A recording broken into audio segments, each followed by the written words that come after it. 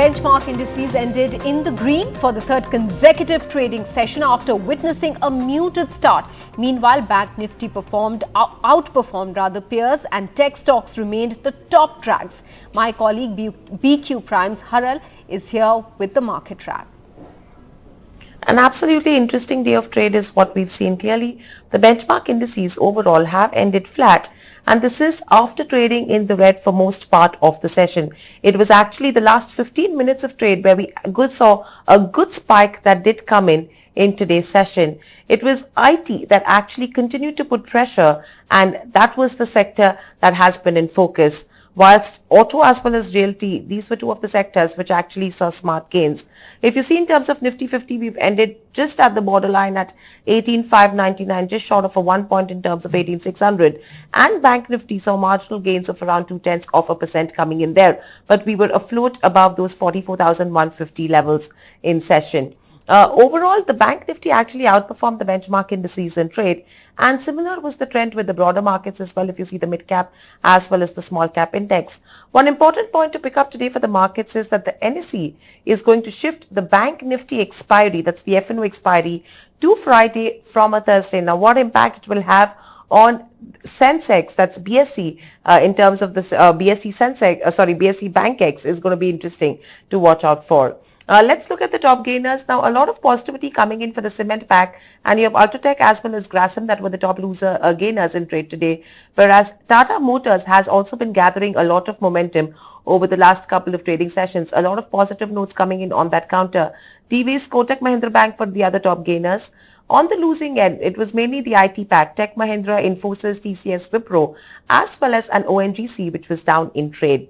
A couple of counters that were trading at a 52-week high, the likes of 3M India, Bajaj Auto, HAL, the IDFC Twins, Prestige, as well as Ultratech Cement. Moving on, let's quickly look at the newsmakers. As we mentioned, it was Nifty IT that tumbled, and the impact was much higher in terms of the mid-cap IT counters, especially with regards to stocks like Persistent System, Coforge, etc. And this was mainly as EPAM Systems has sent out an SOS and the mid-caps were hit. NHPC is looking to set up an energy storage system for Maharashtra government. That counter was in focus. IEX was under pressure on the back of the downtick that we saw in terms of the May update, specifically from a pricing perspective. JK Cement, the stock hit a 52-week high, and this is on the back of the acquisition announcement that it has made for the eastern region. Axis Bank was also up in trade as Jefferies has maintained a buy rating and the back of the integration with Citibank. And lastly, you're at Thermax, which was under pressure after the arbitral tribunal approved a 250 crore worth of claim against the firm. So overall, if you go to see a lot of movers and shakers in trade today, but clearly a flat close is what we've seen in the markets. Back to you. Well, and IT was the biggest sectoral loser of the day, falling nearly 2%. The selling has come amidst a guidance cut by the EPAM systems. Tushar Deep Singh joins us with more details. Tushar? Every time someone sneezes in the US, Indian IT catches a cold. Perhaps that best describes what happened with Nifty IT today. EPAM Systems, a US-based software engineering firm, has cut its revenue growth guidance for April-June as well as for all of 2023 due to slowdown in deal making. EPAM Systems CFO Jason Peterson has said, "Our pipeline has not converted as expected in Q2, and our updated demand analysis suggests that we will not see a significant improvement in the demand pipeline during the remainder of 2023. Most of the pain is due to a slowdown in cloud data projects, something that both Gartner and AWS, the world's largest cloud services provider, have warned of." Nifty IT closed lower today, with Persistent Systems emerging as the biggest loser, quite naturally since its business mirrors that of EPAM. Indian IT firms are very well aware of this scenario. Discretionary spending has gone away and clients are taking more time to close deals. The pipeline is robust, they say, but EPAM seems to suggest otherwise. IT growth isn't returning in a hurry, that's for sure.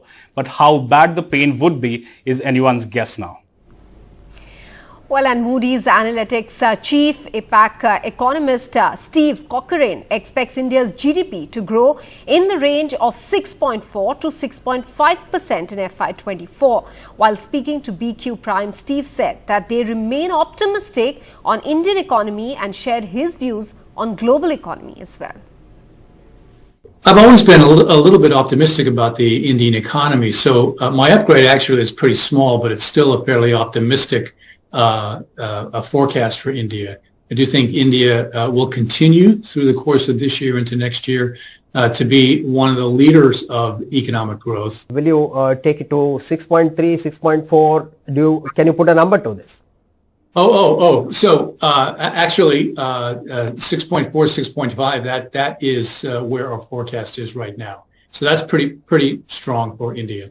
Yeah. In fact, that's a very good number coming on top of 7.2. On a strong base. Now, my next question is, you talked about how evenly the growth has been spread across different sectors. The biggest worry for us has been the recession fears triggered by the Fed rate hike and the developments across different economies in the global. Now that fear is receding. So is that risk something that India need not worry in this year? Well, we don't want to take our eyes off of the North American economy nor the European economy because they are so important as trading partners for India. But the risk of recession does seem to be easing both in Europe and in North America. In North America, the labor market is very strong. Consumer spending is still very strong. There's a significant amount of pent-up savings that can be spent. Wages are rising. So the economy looks fairly strong. But if the Fed decides to raise rates more than we might expect, that actually could put the brakes on the economy. So it's, our baseline forecast for North America is for it not to fall into recession, but the probability of falling into recession, it's almost 50-50, really. Similar in Europe, the weakest economies seem to be Germany and the United Kingdom. Both of them seem to be skirting recession at the moment. Germany perhaps has the biggest risk because the manufacturing side of the economy in Germany is somewhat weak, but it still doesn't seem to have the broad economic downturn that would define a recession. And then financially troubled edtech platform Byju's has filed a complaint in the New York Supreme Court to challenge the acceleration of the $1.2 billion term loan. BQ Prime's Rishabh Bhatnagar joins in with all the details. Over to you, Rishabh. Well, yes, Byju's has filed a complaint in the New York Supreme Court today. It has challenged the acceleration in payments for the $1.2 billion term loan by an agent of lenders called Redwood. To understand how it has come to this, let's go back a little. It all started in November 2021 when Byju's took out a $1.2 billion term loan. Then sometime late last year, it entered talks with these lenders to restructure the loan so that it is able to pay off the money in an easier way. Those talks went on for a while but finally fell through in May 2023, that is last month. The lenders then sued Byju's in Delaware in the US and said that Byju's had defaulted on the loan and as a result, they should get control of the company's unit called Byju's Alpha. That matter is still going on in the court. Cut to today, Byju's has sued those lenders in New York, saying that they were involved in predatory lending practices and it is now seeking to disqualify Redwood entirely.